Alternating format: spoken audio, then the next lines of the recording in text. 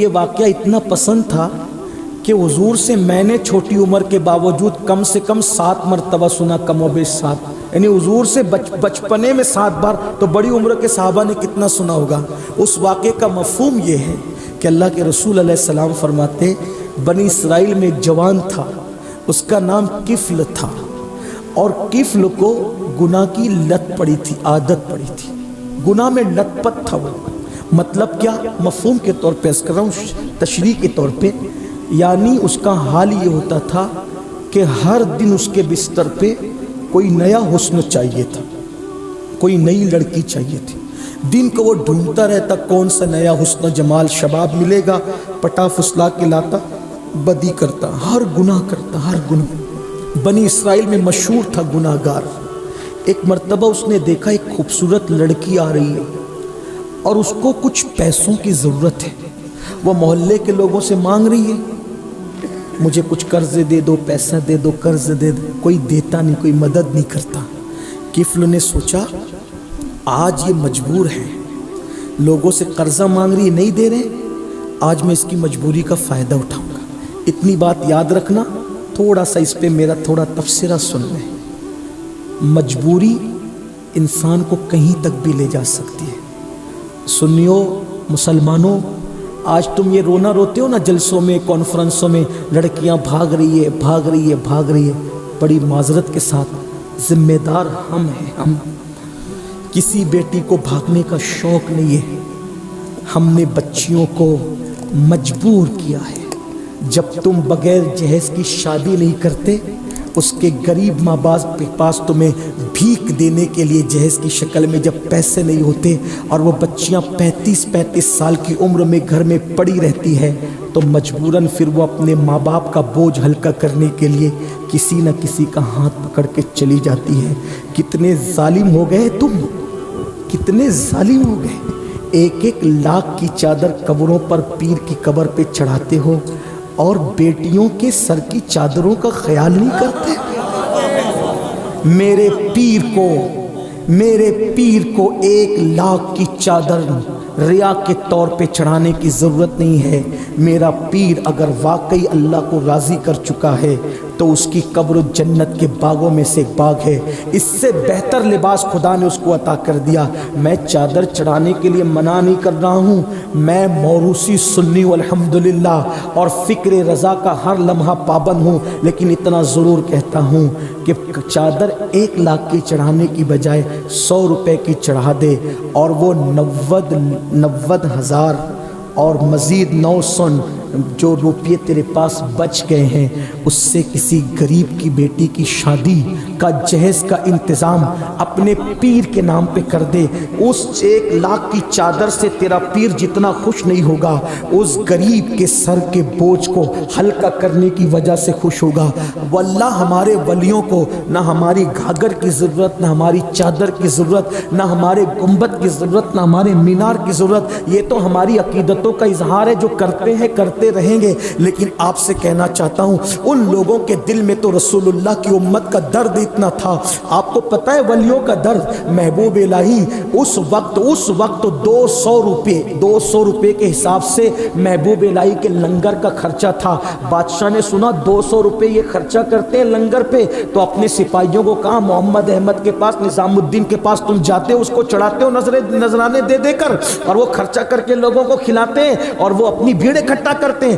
آج کے بعد کوئی ان کو نذرانہ نہیں دے گا، بادشاہ کا کوئی آدمی وہاں نہیں جائے گا۔ میرے محبوب الہی سلطان المشائخ کو پاس بات پہنچی، کہا کہ بادشاہ کہتا ہے کہ ہمارے نذرانوں پر، ہمارے سپاہیوں کے نذرانوں پہ لنگر کھلا کے بھیڑ اکٹھا کرتے ہو۔ محبوب الہی نے فرمایا آج کے بعد لنگر کا خرچہ ڈبل کر دیا جائے، تاکہ اس بدبخت کو پتا چلے میں نذرانوں پر لنگر نہیں کرتا، خدا کی عطا پر کرتا ہوں۔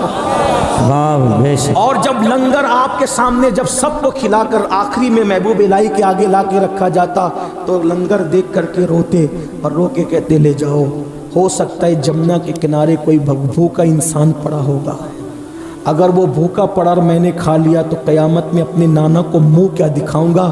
نظام الدین، میری امت کا کوئی فرد بھوکا جمنا کے کنارے پڑا تھا اور تو پیٹ بھر کے سو گیا تھا، جاؤ ڈھونڈ لو، ہو سکتا ہے کوئی مل جائے تو اس کو کھلا دو۔ ان کے دلوں میں تو امت کا اتنا درد ہے، رسول اللہ کی امت کا۔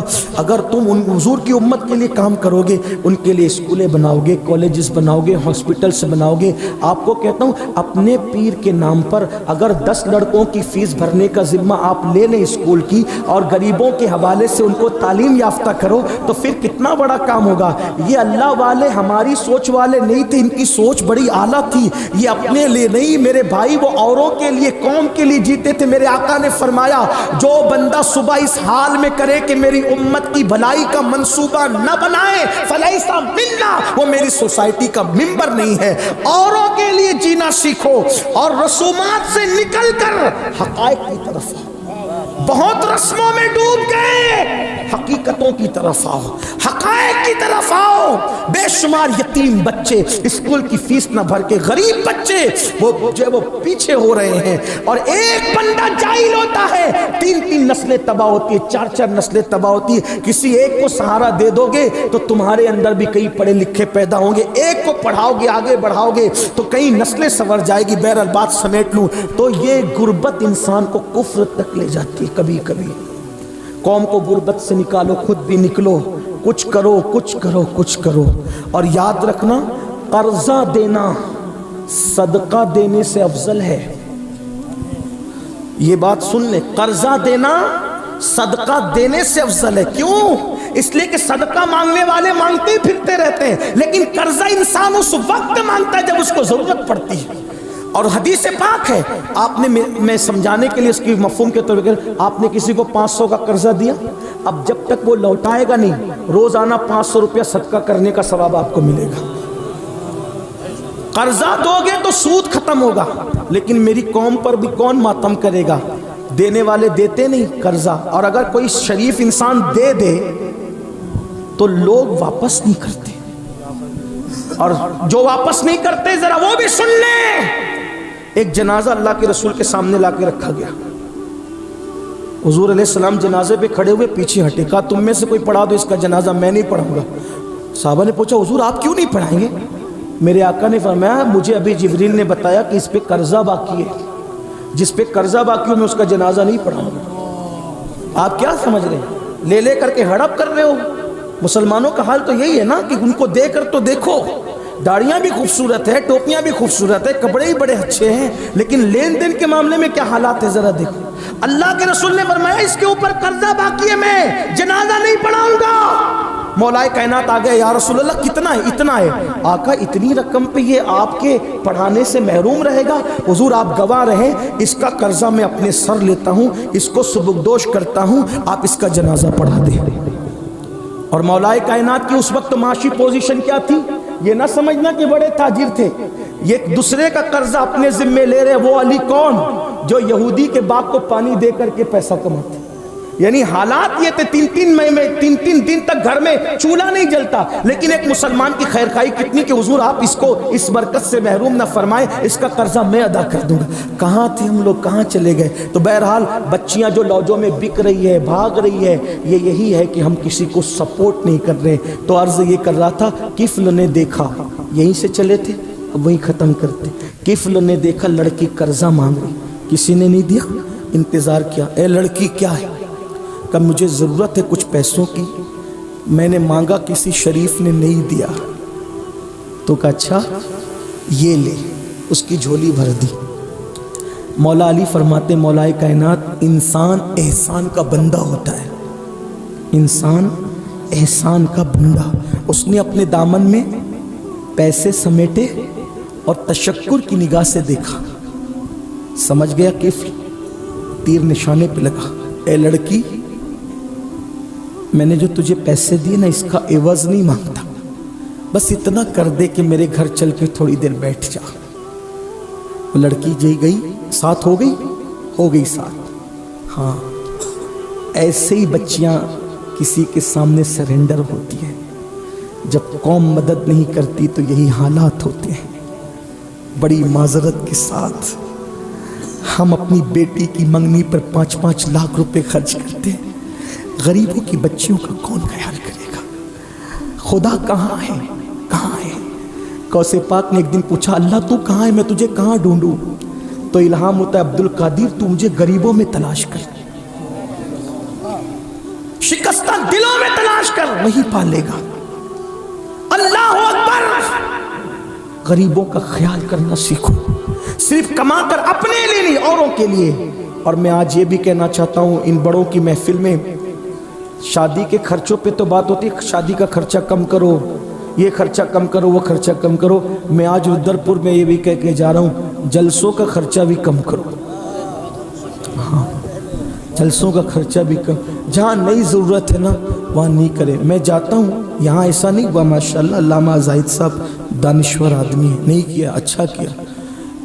میں نے ایک محفل میں 150 ہار بھی پہناتے ہوئے لوگوں کو دیکھا، مجھے پہنا ہے، کمیٹی کا ہر آدمی ہار پہناتا ہے۔ میں کہتا ہوں ایک سے کام چل سکتا تھا نا۔ مسجد کے امام لوگ خودکشی کر رہے ہیں، یار ہم کہاں ہیں؟ ہم ایک خطیب کو 150 ہار پہنا رہے ہیں، اور وہ بندہ پورا مہینہ امامت کرتا ہے، پوری زندگی لگا دیتا ہے، ہم اس کو 5000 سے آگے نہیں بڑھتے، ان کی خدمت نہیں کرتے۔ کہاں ہیں ہم لوگ؟ کتنی حیرت کی بات۔ اور پھر کیا کہتے ہیں، یہ 2 کوڑی کا امام، یہ 2 کوڑی کا۔ میں کہتا ہوں کتنا غصہ آتا ہے، 2 کوڑی کا امام جس کو کہتے ہو نا تم، نادان، تیری ماں تیرے باپ پہ حلال نہ ہوئی ہوتی اگر اس امام نے خطبہ پڑھ کے ایجاب و قبول نہ کروایا ہوتا۔ تیرا باپ قبر میں سکون سے سونے کے قابل نہ ہوتا اگر اس امام نے آگے بڑھ کر جنازہ نہ پڑھایا ہوتا۔ اماموں کو 2 کوڑی کا امام کہتے ہو، کتنی حیرت کی بات ہے۔ بچہ پیدا ہو تو اذان دینے یہی آئے گا، باپ مرے گا تو جنازہ پڑھانے یہی آئے گا، نکاح پڑھانے یہی آئے گا، اور پریشان ہو جاؤ گے کسی نے سحر جادو کر دیا تو تعویذ بھی یہیں سے لیں گے۔ لیکن ان کی قدر کتنی کر رہے ہو؟ خدا کے لیے رحم کرو۔ اگر جلسے بھیڑ اکٹھا کرنے کے لیے کیا ہے جو چاہو کرو، اور اگر انقلاب کے لیے کیا ہے تو فقیر کے ان جملوں پہ غور کرنا، غریبوں کا خیال کرنا اور اماموں کا خیال کرنا۔ اور ایک بات بھی کہہ دوں، آج ماہرہ متارک میں عرس قاسمی تھا، بہت مرتبہ ہمارے سرکاروں نے یہ بات کہی، اب یہ مت لے کر چلو کہ میری برادری میں شادی، میری برادری میں شادی، میں یہ برادری کچھ نہیں ہے میرے بھائی۔ میرے آقا نے فرمایا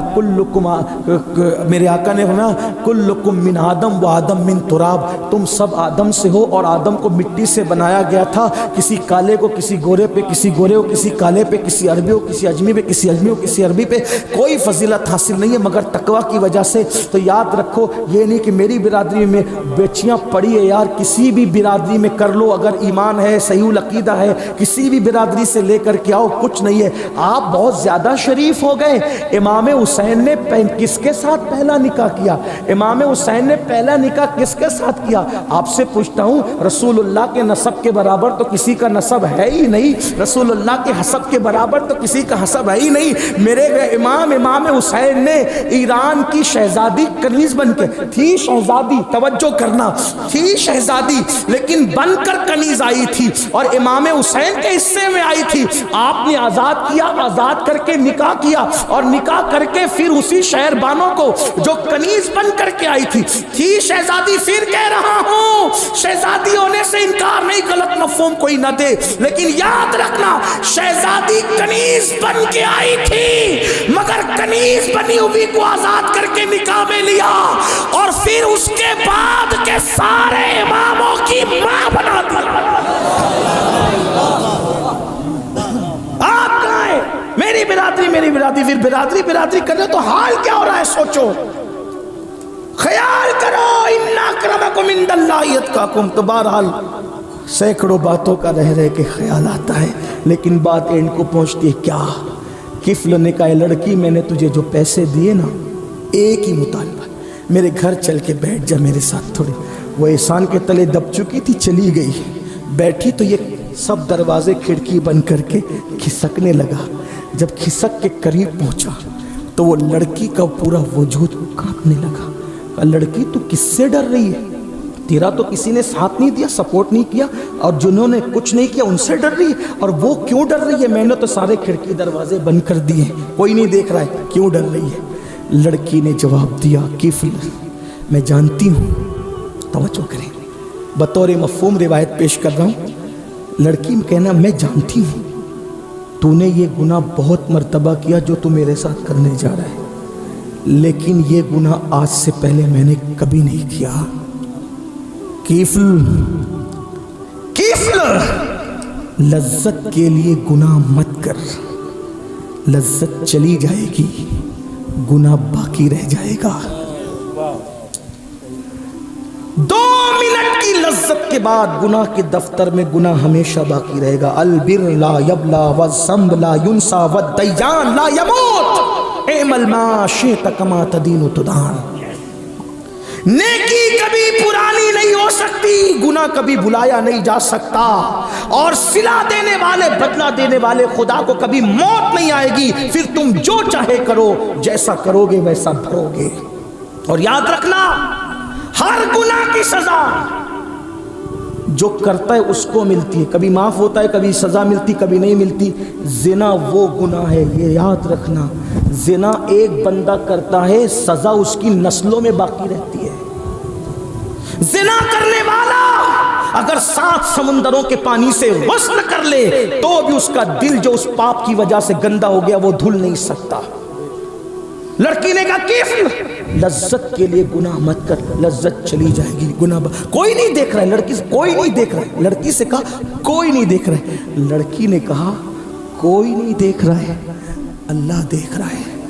कयामत के दिन वो ताकत मुंह में कहां से लाऊंगी कि अपने अल्लाह को बताऊं कि मैंने किफल के साथ क्या किया था? मैं अल्लाह को क्या जवाब दूंगी? इसीलिए उससे डर रही हूं कि वो देख रहा है। जैसी का दिल से जो बात निकलती है असर रखती है। लड़की ने कहा अल्लाह देख रहा है, इतना कहना था, किफल भी कांप गया, कहा अल्लाह देख रहा है, ये सब पैसे तेरे, जल्दी चली जाए यहां से, निकल जाए यहां से। इधर लड़की निकली, उधर मौत का फरिश्ता घर में आया और किफल की रूह निकाल ली। अगर किफल लड़की को न छोड़ता तो किस हालत में मौत आती?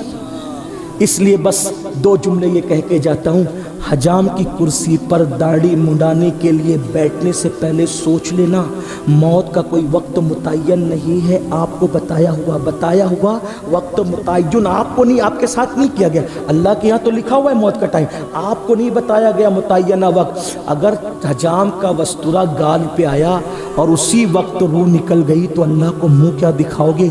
अल्लाह अकबर। किसी लड़की के साथ पाप कर रहे थे, शराब पी रहे थे, बदी कर रहे थे, गुनाह कर रहे थे, कारों में सफ़र करते वक्त गाना सुन रहे थे, उसी वक्त गाड़ी टकरा गई, मौत आ गई, अल्लाह को मुंह क्या दिखाओगे? इतना सोच लेना, इतना सोच लेना। इधर किफल के घर से लड़की निकली, मौत का फरिश्ता आया, रूह निकल गई। जैसे रूह निकली जंगल की आग की तरह खबर फैल गई, किफल मर गया, मर गया, मर गया, मर गया।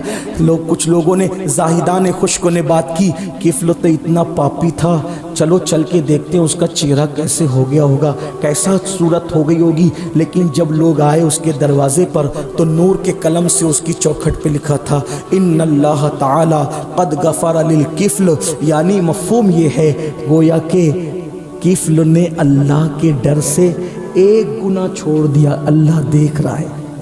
एक गुनाह छोड़ा किफल ने अल्लाह के डर से, अल्लाह देख रहा है। तो क्या हुआ? क़द गफ़र लिल किफ़ल, अल्लाह ने एक गुनाह छोड़ने की वजह से उसके सारे गुनाहों की मग़फ़िरत फरमा दी। अगर इंसान अल्लाह के डर से कि अल्लाह देख रहा है एक गुनाह छोड़ दे तो सारी जिंदगी के गुनाहों का खात्मा हो जाता है। जब दिल गुनाह करने को चाहे तो अल्लाह देख रहा है। इस तसव्वुर के